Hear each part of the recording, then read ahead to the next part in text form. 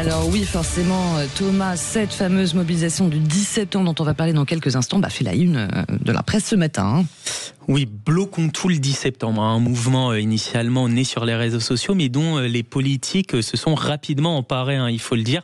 Hier, Jean-Luc Mélenchon a lancé un appel à la grève générale. Globalement, les responsables des différents partis de gauche ont apporté leur soutien au mouvement tout au long de la semaine. Ce matin, c'est Fabien Roussel qui affirme dans les colonnes de la Marseillaise qu'il est bien légitime que la colère monte de partout et qu'il sera de toutes les mobilisations.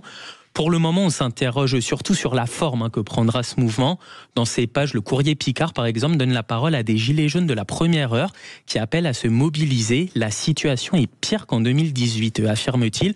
En tout cas, c'est vrai, Laurence, que le flou autour de l'origine du mouvement et le fait que les syndicats restent pour le moment en retrait rappellent sur de nombreux aspects les gilets jaunes. Voilà, et puis on parle encore aussi de Mélenchon, forcément.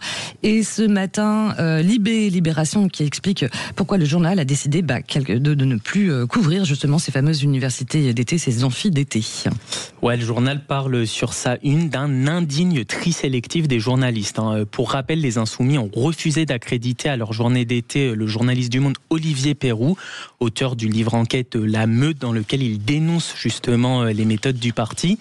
Et ce refus de la France Insoumise est considéré par beaucoup de journalistes comme une atteinte à la liberté de la presse, dénoncé dans un communiqué par plusieurs sociétés de journalistes. En tout cas, Libé explique dans ses pages que jamais dans son histoire, le Monde n'avait vu un de ces journalistes être privé d'une manifestation.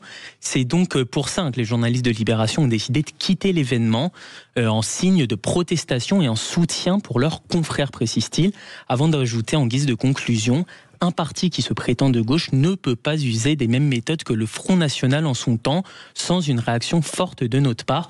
Beaucoup de responsables politiques, notamment de gauche justement, ont réagi sur les réseaux sociaux pour dénoncer cette décision des Insoumis. Voilà, merci beaucoup Thomas. Et ça va forcément faire réagir nos débatteurs du samedi.